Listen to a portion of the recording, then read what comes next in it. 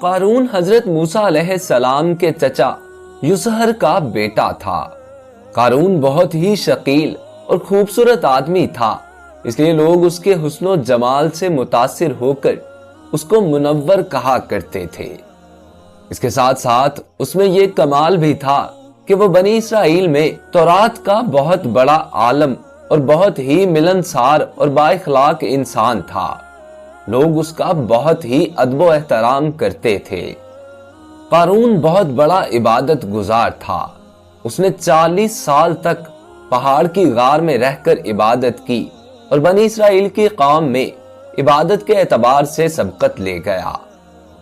ابلیس نے اس کو گمراہ کرنے کے لیے مختلف شیاطین روانہ کیے، مگر کوئی بھی اس کو گمراہ نہ کر سکا، حتیٰ کہ خود ابلیس اس کے مقابلہ کے لیے آیا اور اس کی عبادت گاہ کے قریب آ کر پہاڑ کے ایک جانب عبادت کرنے لگ گیا اور اتنی عبادت کی کہ قارون پر سبقت لے گیا۔ قارون تھک جاتا تھا مگر ابلیس نہیں تھکتا تھا۔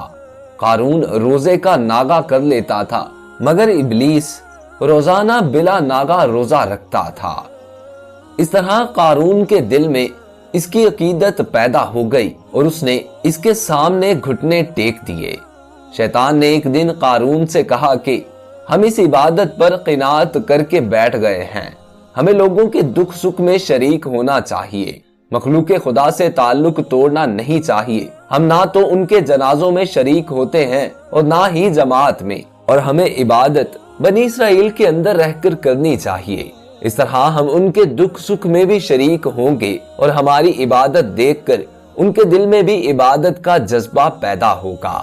چنانچہ یہ دونوں پہاڑ سے اتر کر بنی اسرائیل کے معبد میں آ گئے اور وہاں عبادت میں مشغول ہو گئے۔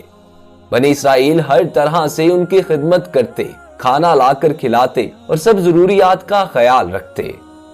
ایک دن شیطان نے قارون سے کہا کہ ہم بنی اسرائیل پر بوجھ بن چکے ہیں، یہ تو اچھی بات نہیں، ہمیں چاہیے کہ ہم خود کما کر کھائیں۔ قارون بولا، پھر کیا رائے ہے؟ ابلیس کہنے لگا کہ اگر ہم ایک دن مزدوری کر لیں اور باقی ہفتہ عبادت میں گزار دیں تو یہ ٹھیک رہے گا۔ قارون نے اس کی بات مان لی اور اب دونوں نے اس طرح کرنا شروع کر دیا۔ کچھ عرصہ کے بعد شیطان نے کہا کہ ہم تو محض اپنے لیے کماتے ہیں، کیا ہی بہتر ہوتا کہ ہم دوسروں پر صدقہ بھی کرتے، آخر بدنی عبادت کے ساتھ مالی عبادت کا بھی بڑا درجہ ہے۔ قارون بولا، پھر کیا رائے ہے، ہم کیا کریں؟ ابلیس نے کہا کہ بہتر یہ ہے کہ ہم ایک دن تجارت وغیرہ کریں اور ایک دن عبادت کریں۔ چنانچہ اب دونوں نے یہ کام کرنا شروع کر دیا۔ اب ابلیس نے قارون کو مال و دولت کا چسکا ڈال کر چھوڑ دیا۔ رفتہ رفتہ قارون کے سامنے دنیا کے خزانے جمع ہونے لگے، تجارت کے اسرار و رموز کھلنے لگے اور اس کے پاس اتنا خزانہ جمع ہو گیا کہ جس کی چابیاں سنبھالنا بھی انسانوں کے بس میں نہ تھا، اور ان خزانوں کی چابیاں اونٹوں پر لادی جاتی۔ لیکن بے شمار دولت اس کے ہاتھ میں آتے ہی اس کے حالات میں ایک دم تغیر پیدا ہو گیا اور سامری کی طرح منافق ہو کر حضرت موسیٰ علیہ السلام کا بہت بڑا دشمن ہو گیا اور اعلیٰ درجے کا متکبر اور مغرور ہو گیا۔ جب زکوٰۃ کا حکم نازل ہوا تو اس نے حضرت موسیٰ علیہ السلام کے روبرو یہ عہد کیا کہ وہ اپنے تمام مالوں میں سے 1000واں حصہ زکوٰۃ کا نکالے گا، مگر جب اس نے مالوں کا حساب لگایا تو ایک بہت بڑی رقم زکوٰۃ کی نکلی۔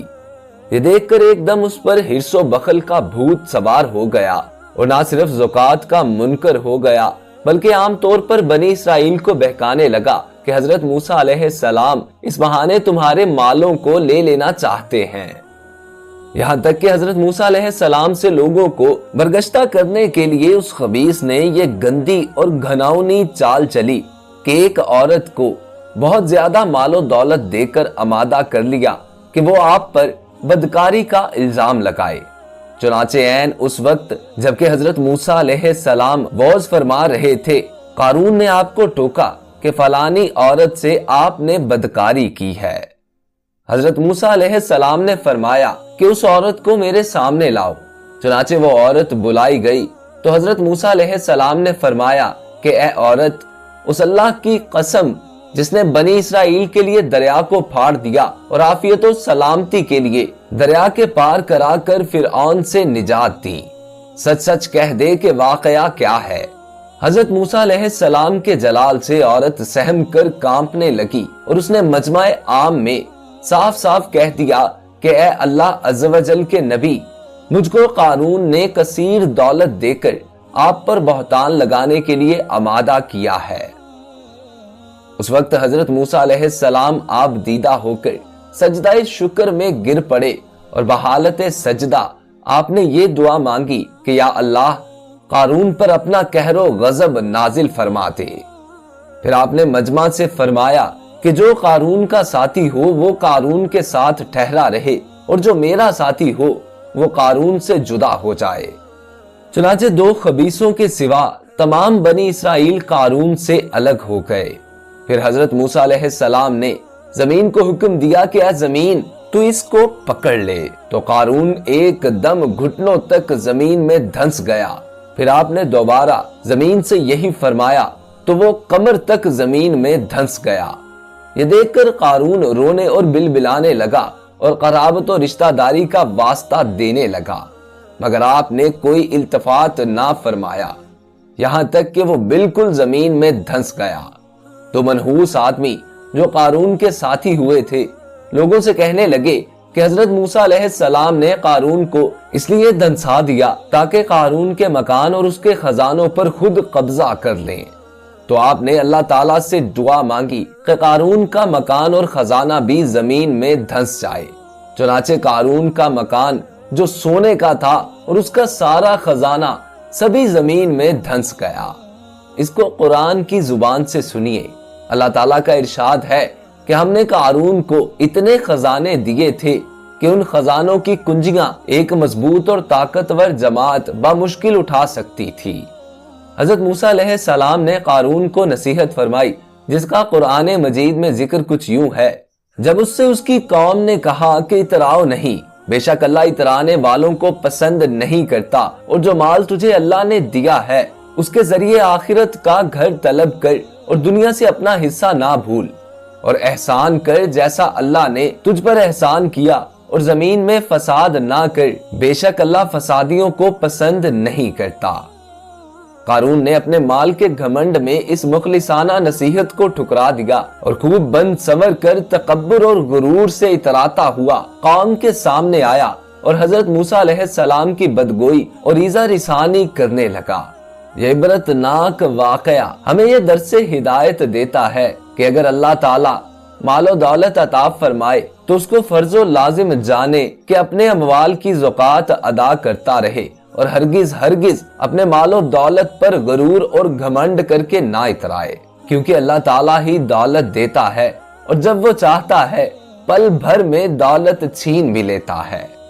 ہر وقت اس کا دھیان رکھتے ہوئے تواضع اور انکساری کی عادت رکھے، اور ہرگز کبھی انبیاء و اولیاء و صالحین کی ایذا رسانی و بدگوئی نہ کرے کہ ان مقبولان بارگاہ الہی کی دعا اور بد دعا سے وہ ہو جایا کرتا ہے جس کا لوگ تصور اور خیال بھی نہیں کر سکتے۔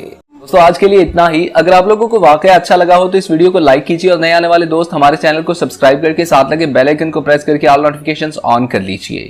اپنے دوست محسن رضا کو اجازت دیجیے۔ اللہ آپ کا اور میرا حامی و ناصر ہو۔ اللہ نگہبان۔